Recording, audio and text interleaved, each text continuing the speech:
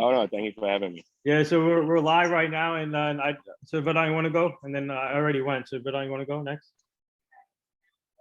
Yeah, I want to know, growing up, besides baseball, what were you doing, and did you want to go another route? What was, if it wasn't baseball, what would it be, I guess? Well, to be honest with you, I mean, since I was a little kid at 6, I wanted to play baseball. So that was my main thing that I wanted to do. But you kids, you do a lot of stuff. I ride BMX, I play basketball, play volleyball, play soccer. I did all the sports that it was to do up track and field on the island.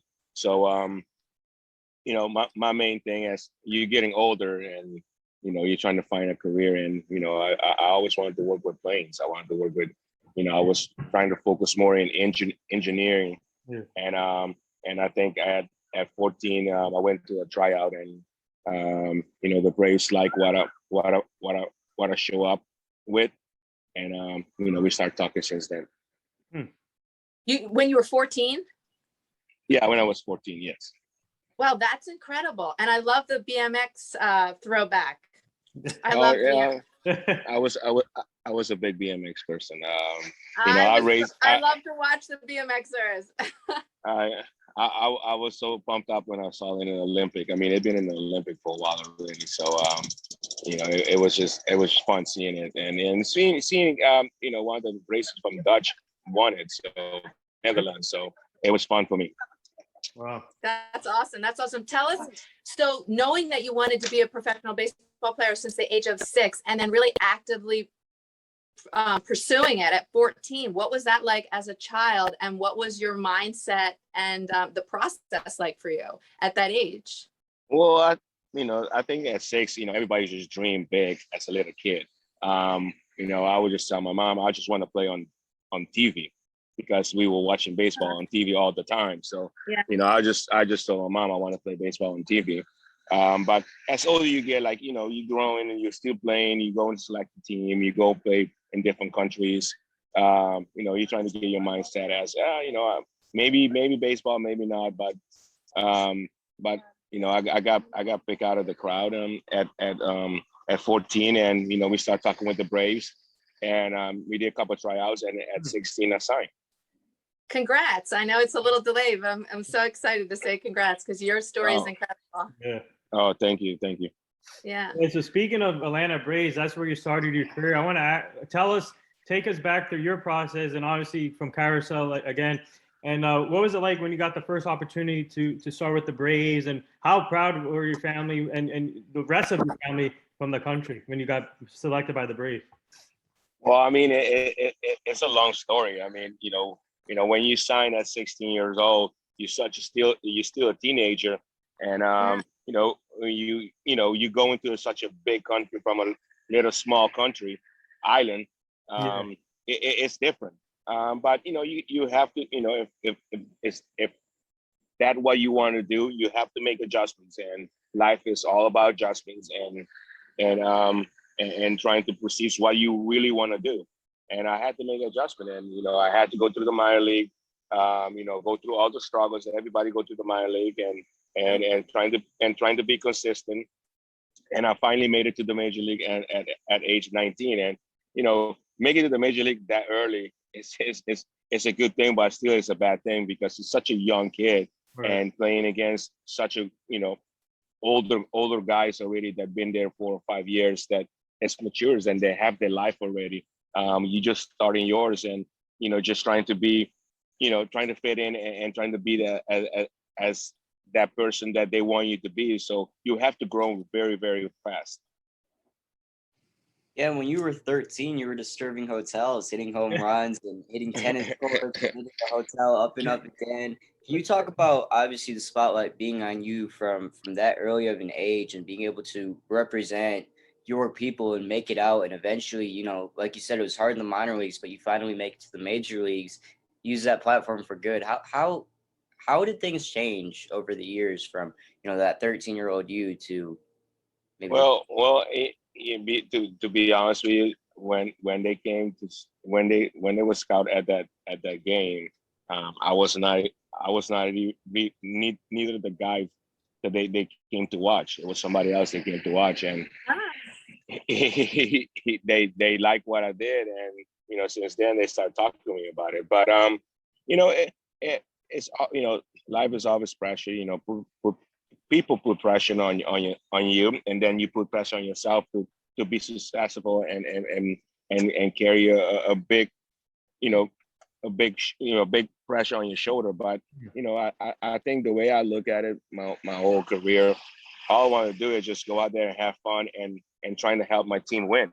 Right. And since I was a little kid, that's what I did. So the achievements, the awards and stuff like that is part of consistency. But my main thing, all I want to do is just help my team win. Yeah. That's amazing. That's amazing. Tell us about how it's for opportunities to grab opportunities. We have to be ready, and you've been ready so much. I mean, so many accolades from a young age. Tell us, part of being ready is emotionally ready. How did you handle that with family? Did you have your family travel with you when you were that young and going into the league? What was that like? Well, be honest with you, all I did my whole career to the minor league, even when the major league, my parents, I never was, since I was in the minor league or in amateur baseball league, I never wanted my parents to come watch me play.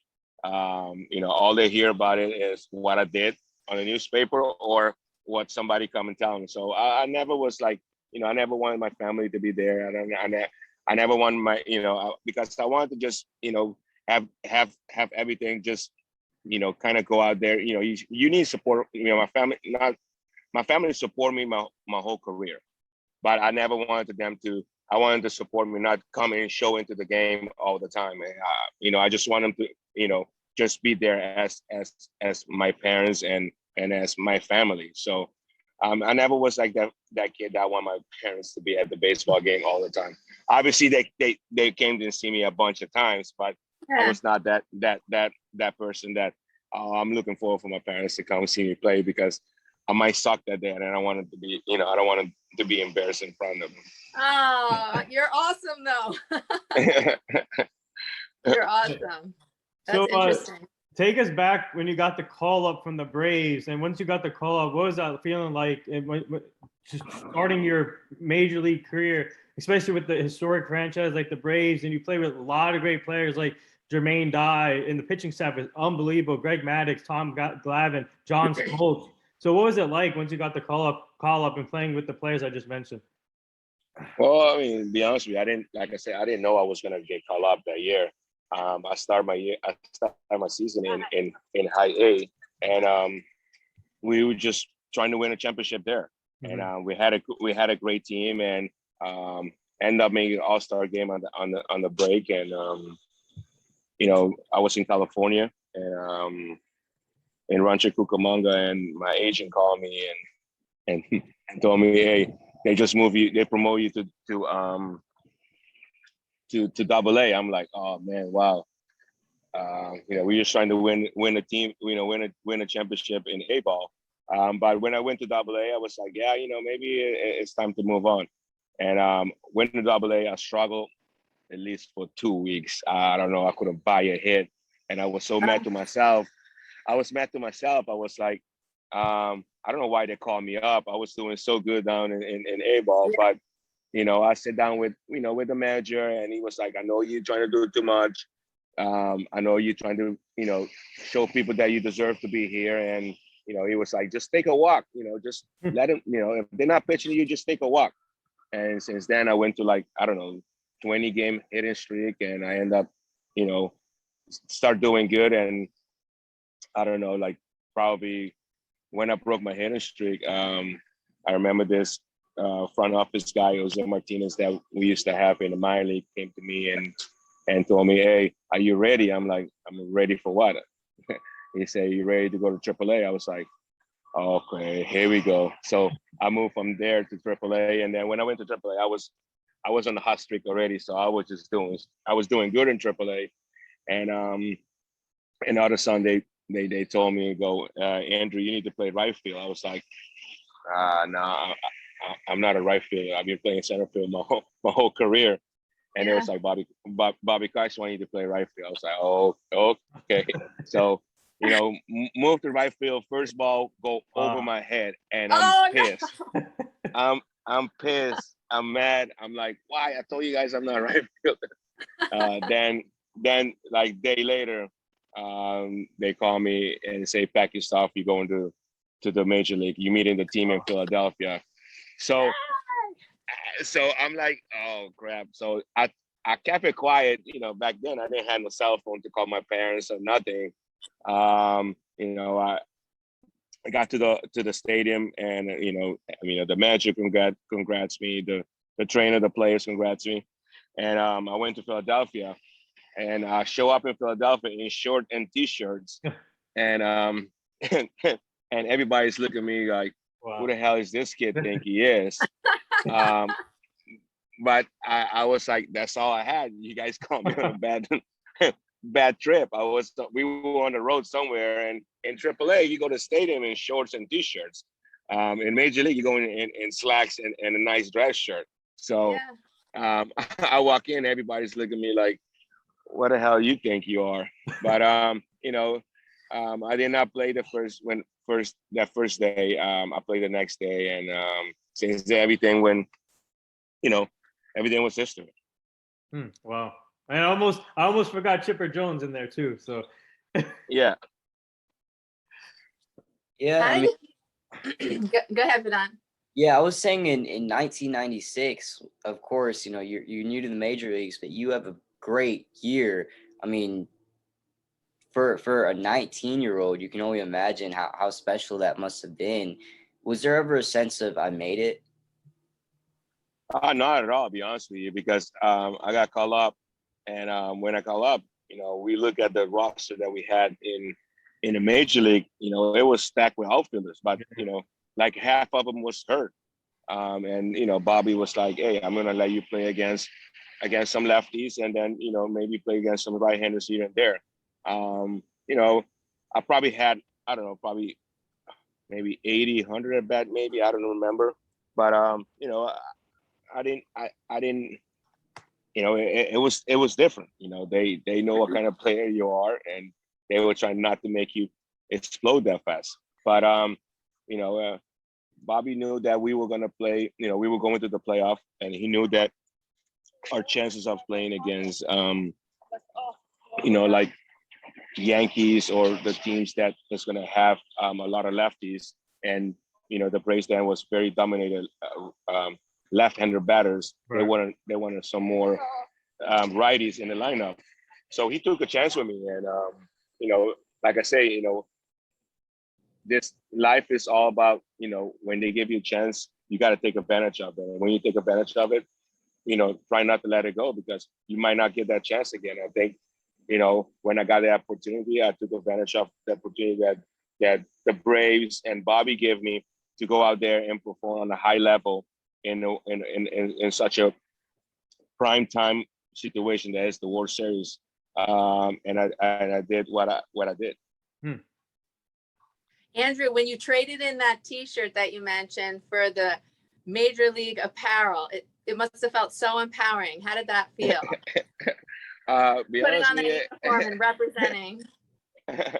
Be honest with you, I still couldn't believe it then when I was there, but I was scared a little bit, to be honest with you. I was nervous, but I think it was nervous from excitement. But when you put your uniform on, it was like, hey, this is baseball. This is what you did your whole life. This is what you practice every year. That's why you did all this stuff through the minor league, and now it's time for you to go out there and play at the top of the line. And I think the main thing is with a lot of people, you get a chance to get to the major league. I think that's all everybody dream to that play baseball. Their dream is to play Major League Baseball. But I think majority of the guys, their dream is to play as long as they can in Major League Baseball. Yeah. So I want to ask you, what goes through your mind? Obviously, you guys had a great defense in Atlanta. I also forgot David Justice was there too. And when you have a pitching staff like Tom Guyland, John Smoltz, Greg Maddux, what goes to you guys' mind whenever they're on the mound every fifth day, and you guys had an amazing defense? What goes to your mind when they're on the mound every fifth day? To be honest with you, we don't think much. I mean, I think we know what kind of pitchers they are, what they can do, and what they go about the business the way they've been going about it through their whole career. All we try to do is go out there and play good baseball and win games. Obviously, at the end of the day, somebody got to win, and somebody got to lose. But we look at it as go out there and give the best that we can. Bobby Cox did a tremendous job of putting a good lineup on the field every time that we play, and the front office always got guys that we needed to perform on a high level to help us win, and we did that. Unfortunately, the organization only end up in that streak to win only one World Series, but to win a World Series is hard as it's hard as it can be. Everything has to go right. Yeah. A lot of things go to to those teams like the Yankees that won 5-6 in a row, 5-6 in that era.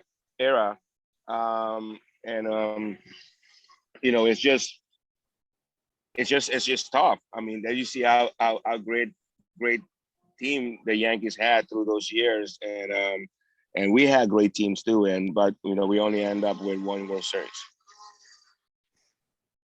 Yeah, a 19-year-old hits 2 home runs in game 1 of the World Series, and you become the youngest player to do that.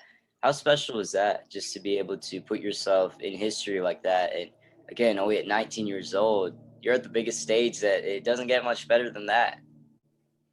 I'll be honest with you, I really didn't think about it till somebody told me, they pulled me over and say, hey, you're the youngest guy there at home. And I was like,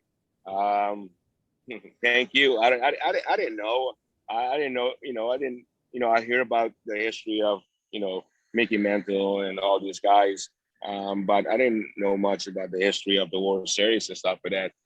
All I want to do is play baseball. And, I had the opportunity, and, I worked hard at it, and took advantage of every time the team gave me a chance to go out there and play the game.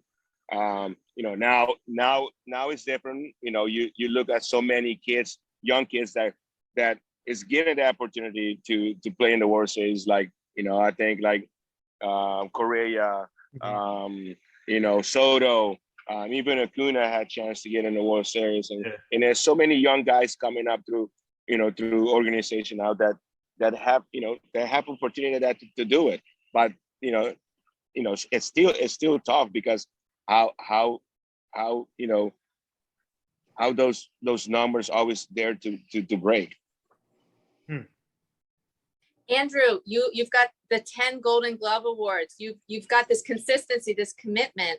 What is the mindset? You keep going after every single opportunity that you're given, but what is your mindset when you're going out for every one of these games? What's the secret? Well,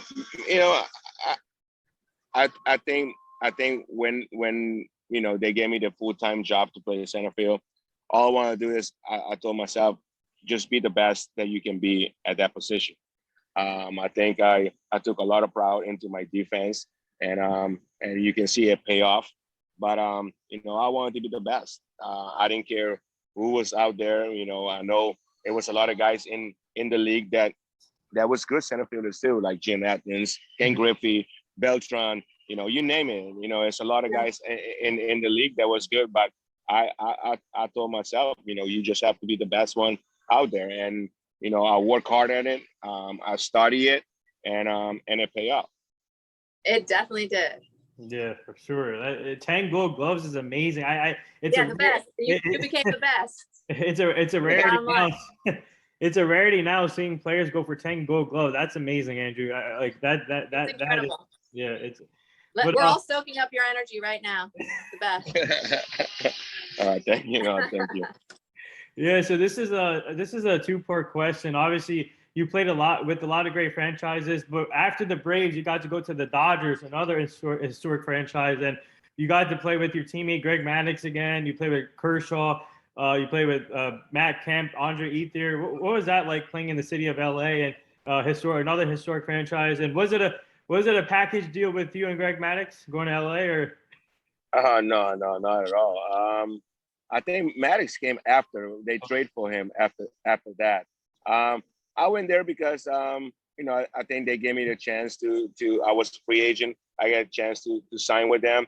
But the main thing that I wanted to do, because Rafael Furcar was one of my best teammates that I played with, and he was there and he told me how great it was. So I took a chance to go there, but it didn't pay off the way I wanted to because injury came involved and not perform on a high level, and we had to move on from there. But it's just one of those years that you wish you could have erased out of your career, but it happened and it's nothing you can do about it, and you just learn from those things. And I think I learned a lot from it, and it made me a better man. Awesome. Let's talk about the Hall of Fame for a second.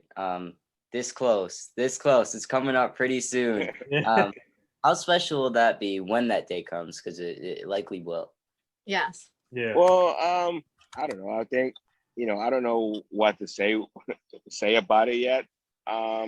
It will be a big achievement to be recognized, your talent, what you did in the game, and I think that's what Hall of Fame is about.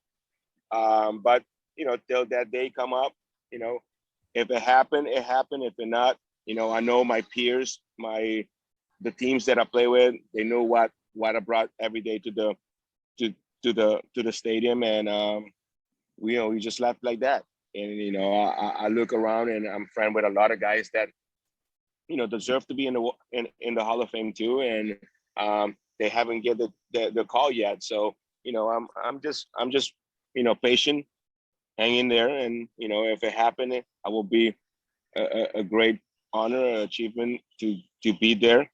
But if it don't, I'm not gonna be mad about it.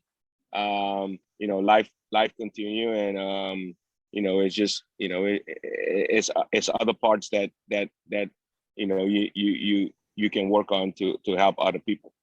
Follow up. What's that Hall of Fame speech looking like? Because that's the legendary part. Is there any thoughts on that yet? And what? The Hall of Fame speech? No, be honest with Now you. you're pushing them. I don't know what it will be, but it's so many people to thank if it happened. There's so many people. So many people touch my life in the game and make me who the person that I am. So there's so many people to thank. So when they get to that point, I think I will have a very short speech. Yeah. Because I don't like to talk much. I don't like to take the time to everybody, but it will be special. Hey, we'll be voting for you. Once you're on that ballot, we'll be voting for you, Andruw. Oh, thank you. Absolutely. Andruw, you've had such an incredible career, such a long time to be connected with your passion for baseball. Can you share one of your greatest moments ever? Oh, wow. Greatest moment? It's so many, to be honest with you. I mean, it's so funny ones, so special ones. I think get a chance to get called up was the one that I didn't think I was going to get called up that year. But, and then get a chance to go to the World Series the first year that you get called up is very special. And especially get a chance to start the game. It's special. Just, a bunch of stuff. It's just, having good years, putting consistent numbers, they're all special. I think, we all play the game to be consistent, and I think that's the hardest part of it. So yeah. I think the consistency that I put out there, for a good bit of year is that's most special. Wow. That's fantastic.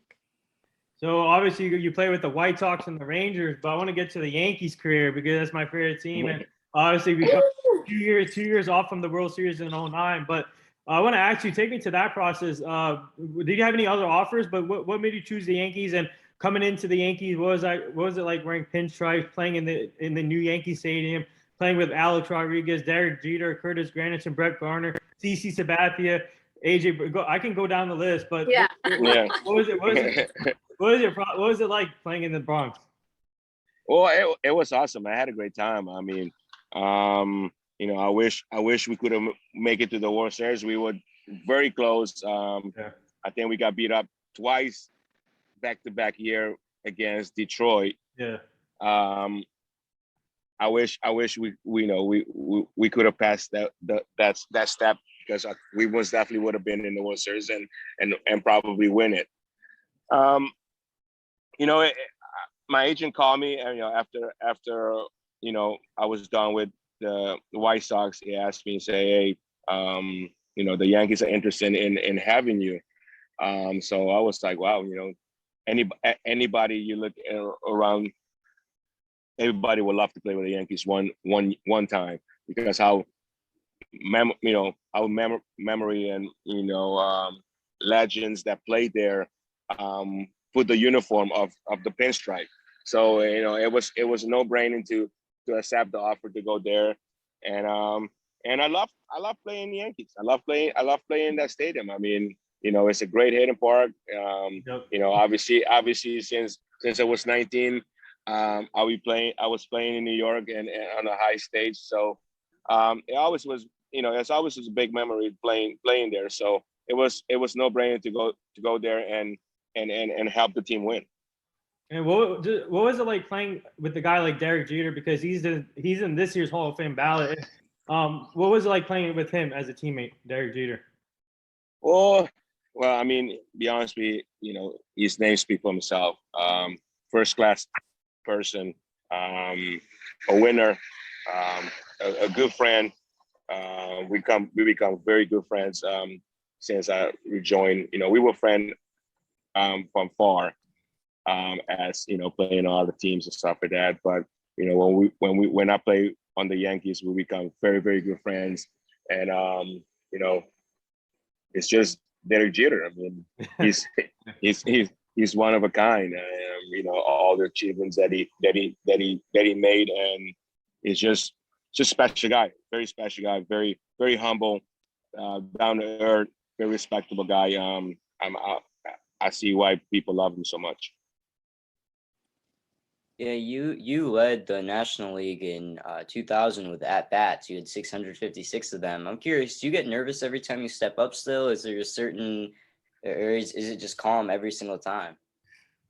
No, the best situation sometimes, I think your excitement raise so high sometimes that it can call nervous. But when you get there, you settle your mind and you look for what you want to look for. Everything get kind of slowed down. This game is game of failure. You can go out there and strike out 3 times by hit 1 homer, and that homer might be the difference of the game. So is you just take one at bat at a time, and if it don't happen, you just look forward for the next one. Nice. And I'm giving a special New York shout because I was cheering for you. I lived in New York and I love the Yankees. And every time they'd be out at night, everyone, it was just such beautiful high standards. It was just this high performance throughout the day and night. And I love it.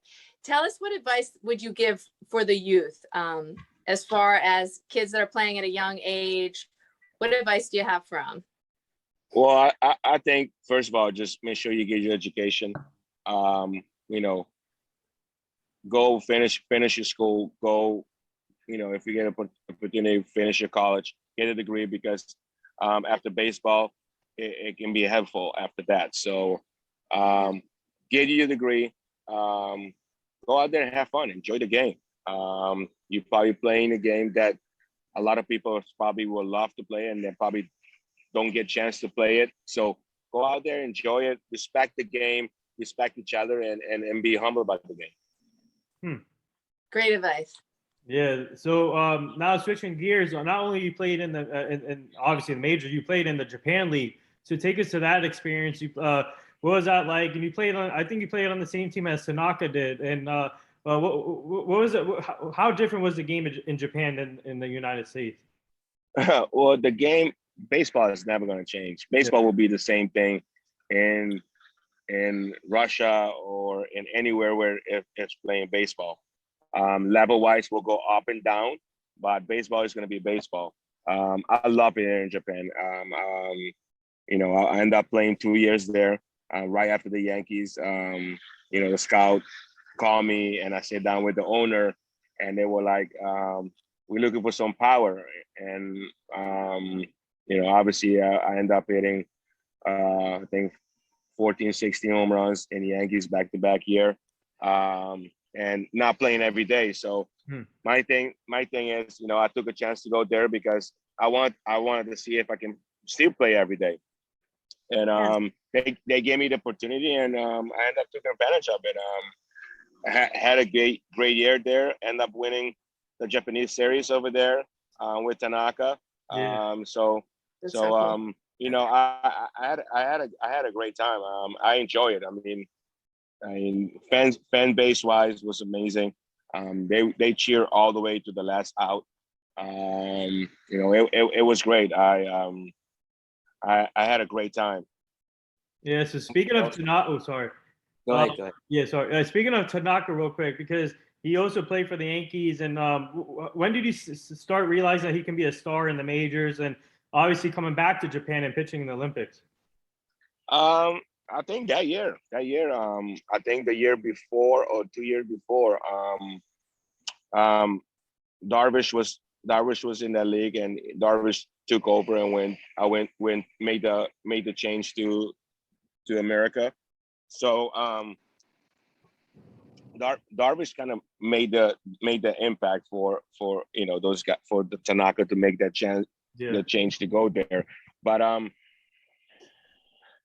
he was ready. He was very, very dominant. He was doing so much special thing that it was just him doing it. I saw him have so many complete games. He was just ready to go, and it was just a matter of time who's gonna pick him up and make the transition for him. So he was very special. I think he went like 30-0 that whole year. So those numbers speak for themselves. Yeah, you see in all sports the rise of international athletes coming in and dominating in pro sports. I guess the best example of a Japanese baseball player right now is Ohtani, and what he's doing in the MLB right now. What can you say about that side of the game, about how the international game is kind of coming full circle and how that affects the MLB? Talk about Ohtani. I was in Japan first when he signed out of high school. I ended up facing quite a few times. I thought he was a better pitcher than he is with a hitter. But he made that adjustment. He made that change, and I went back as a coach to play against the Japanese all-star team, and he was hitting, and he was a totally different hitter from first when I saw him at age 19. When he was age 21, I think 22, he was a completely different hitter. And even though I didn't, I keep up a little bit with him, but when he came here, I still thought that he was going to be more dominant pitcher than a hitter. But he made that adjustment, and the game is game of adjustment, and he made it, and it paid off. So you can see what he's doing right now. Absolutely. Andruw, what was your favorite place to play? Was city-wise, I like San Diego. San Diego. And was it the team or just the location? The location, the park. Obviously, you play good there. Great weather. You don't sweat, so it was fun. I love it there. Nice. Yeah. So obviously you got a lot of awards in your career. Obviously 5-time All-Star, 10-time Gold Glove, Silver Slugger. But I want to get to one particular award that means a lot in the game of baseball. It's called the Hank Aaron. Obviously the late Hank Aaron, what was it like once you got that award, and what was your reaction when he passed away? Well, it was a very sad day. You know, I got a call from my son, and my son told me that Hank Aaron passed, and um, I was like, whoa. And I was starting to look, through, social media to see if I can get anything. I didn't see nothing. So maybe a couple hours later, I heard the news, and it was a tough time. You know, looking back through all the stuff that he went through his life and his career, it was just amazing. I mean, what kind of player he was and the numbers that he put. Um, it was tough. It was tough. It was a tough day, but I'm sure he's in a better place now. And the award mean a lot. When I got the award, I ended up flying with him back from Houston to Atlanta on the plane, and we talk a lot. You know, most of the stuff we talk about is more life. We barely talk anything about baseball or anything. It's all about life and trying to be that better person that you can be. Yeah. He was obviously a legend in the game. A lot of people looked up to, but you talk about having kids. Now you're that person that they look up to. You're that role model, and not just your kids, but so many people who watched you growing up. What advice would you give to them? And is that something that maybe you received at that age?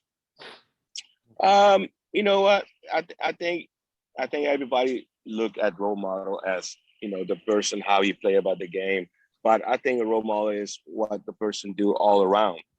Family wise, off the field. You want to have that person that is a good person, good hearted person. Um, you know, Very humble, respectable. That's what everybody's looking for. If somebody is a role model that I want to be like, I probably would want to be like Hank Aaron, to be honest with you, because through all the stuff that he went through, the person he is, the kind, and you know, he's one of the biggest legend in baseball. Andruw, when you have really great baseball days, when you crush the ball, when you catch the uncatchable catch, how does that feel? And do you tie it at all to faith? Uh, yeah, I think you're more fun when a walk-off hit or walk-off home run. Diving catches like you're trying to make a play, but I think if you make a diving catch to finish the game, those are nice. If you make if you get a hit if you get a diving catch in the first inning, it's like okay, whatever. But I think diving catch to finish the game or walk off hit or walk off home run, those are the most exciting of the game because they're probably going to show you on TV quite a few times. Yeah. So speaking of a catch, I don't know if you were there at the time, but were you there when Mark Burley pitched that perfect game and Dwayne No, I was not with that team. What did you think of that? I mean, I know both of those guys pretty well. Yeah. Mark Burley is a good friend of mine. I love him. He's such a great person. Hopefully he can be in the Hall of Fame too because he got great numbers. I ended up playing with Dwayne Weiss in Atlanta.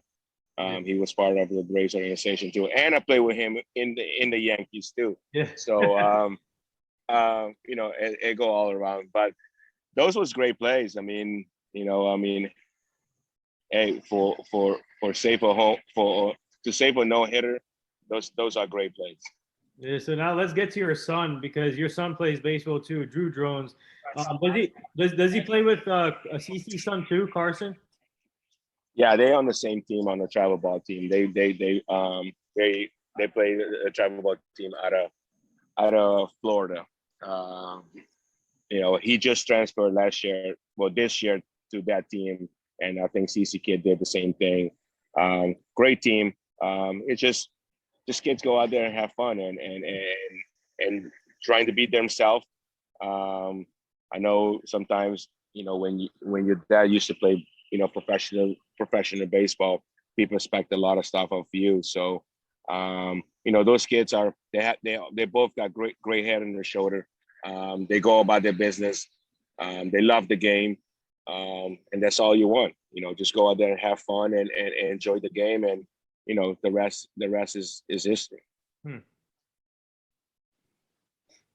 What's next for you? What do you want to do next? Or do you have any plans? Do you have any goals? Not much right now. It's just watching my kids grow. I still work for the Braves.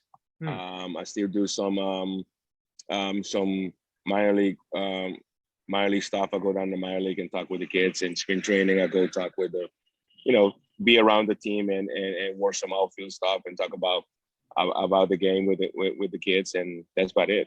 Wow. That's so great. Andruw, do you stay in touch with any of your former teammates? Do you guys watch games together or the World Series by chance? No, we don't watch baseball together. We only play golf together. That's about it. I love it. But even though when we go play golf, we talk about the game. But we don't watch the game together. I mean, once in a while, I go to the stadium. Chipper might be at the game, and he still work full time with the Braves as a hitting instructor. But if I go to the game, we will sit and watch the game sometimes. But we won't get together to watch the World Series if not the Brave. If the Brave is not in. Okay. Good. Yes. Speaking of the Braves, obviously you still work with them, so you get to see a close eye on Acuna. So what are your thoughts on him? And obviously he's a stud, one of the best outfielders, but now he's out for the season because of the torn ACL. But when he's healthy, what do you like about him, Acuna? Well, I mean, very special kid. Since I had him through the minor league, I followed him through his minor league career. He's just a special kid. That ball sounds so different off his bat. He's got tremendous hands. Great athlete. Basically can do anything. So unfortunately, he had a freak accident that can happen to anybody. But all you have to do is just bounce back and be the same person that he is. If it can happen to that guy, and he's the one that can bounce back and be the same person that he is. What are your thoughts so far on the MLB season, and do you have any favorites? It's a lot of teams out there. I mean, obviously San Francisco is the one that kind of surprised everybody this year, playing really good baseball in the West Coast with a lot of team playing good baseball over there, like the Dodgers and San Diego. It's a lot. A lot of people thought that the East was going to be the division, but both the whole East division has not played good baseball till now. So obviously the Braves start playing better now. They're in the top of the division now, but it was kind of disappointing because the Philly, the Mets, they're all supposed to have the great team to be competing and make the division very strong division, and probably the wild card were going to come out of there. But they have not performed on the level that they wanted to perform. So obviously the West is taking over with San Francisco playing the baseball that they've been playing right now. Andruw, tell us about your pregame routine. Did you have any hype music, any kind of rituals? Be honest with you, the Braves, Bobby never let us play music in the clubhouse. If you wanted to play music, you got to take a headphone on. So basically, I really didn't have no music to pump up. I would just be talking trash to the guys and hyping them up a little bit in the clubhouse. We're always trying to find somebody to joke on them and laugh and get that nerve out and go out there and play the game. Just as usual, make sure we eat something that we need to eat and be ready to go. Wow. Nice. So, Andruw, this is a two-part question. A couple more things before we let you go, but two-part question here. So obviously, you play for the Yankees, and have you been in situations where some teams struggle in the beginning, but they heat up towards the end? Like for the Yankees' sake, they've been struggling up and downs in the beginning of the season, but now it seems like something's clicked after the trade deadline. when they made those moves. Now we're on a 7-game win streak, riding high. So have you been part of those teams before where they start off slow but heat up in the end? Oh, I mean, that's why everybody wanted to do. I think that's why, front office and teams make trades for that situation. Sometimes it pay off, sometimes it don't. Sometimes you bring a guy that is not gonna do it's not doing the job that you think that he's gonna do. But obviously, right now, you look at all the trades that made around the Major League Baseball, the Yankees, the Giants, even the Braves, all the teams that make all their trades, they're all paying off right now, and they're all playing good baseball. So it's going to be an exciting last month of the season, and I'm looking forward for it and see what's going to happen in the end. And what are your thoughts on Nelson Cruz still going at it at age 41? I call him the ageless wonder. Wow. The advantage with Cruz have, he started very late with baseball. I had Cruz in Texas, when I played with Texas, and he always had that crazy power that he have, and he finally put all together, and it's paying off. I mean, get an opportunity to go out there and get 4 at-bats every day and do the job is something special. So he's doing something special out there. Yeah, I actually have to go for another call, but I wanted to thank you, Andrew. Thank you, Kia and Nathan, and congratulations on all the great work you're doing. Keep it up. Oh, thank you, guys. Thank you. All right, but before you go, so we'll wrap it up here. The last 3 things, Andrew, our team is part of this foundation. It's called the Hugh Jackson Foundation. He's a former NFL coach. He's offensive coordinator at Tennessee State with Eddie George, and we're trying to help him prevent human trafficking. So I'll send the foundation to you and your family, so you can go check it out. All right, thank you, guys. And the last thing here, would you like to say anything to all the nurses, doctors, and essential workers right now? I want to thank everybody that's keeping America safe. I know we're going through a tough time, but we just have to stay in there, hang in there, stay safe, doing the right things that we need to do to keep this country safe. Those people, I know they have their own family, but they're doing a lot to help others. Yeah. So I want to say thank you to all the people that are helping and keep America safe. Well said, and there it is. That wraps up episode 879 for the Enter Hour Sports Show with former MLB outfielder Andruw Jones, who also played in the Japan League. Man, go check him out. He has everything: 5-time All-Star, 10-time Gold Glove, future Hall of Famer, hopefully. But Andruw, I just want to say thank you for joining the show. It's truly an honor. Like I said, you're one of the best players to play the game, and everybody should recognize that. And I hope you get the opportunity to be in the Hall of Fame ballot. But keep up the great work with the Braves, and we'll be watching your son too. And good luck to him the rest of the way. And we would like to have you back on the show so you can meet the full team. But thank you again. Oh, thank you for having me, guys. Be safe. Yep. Thank you, Andruw. We appreciate you. All right.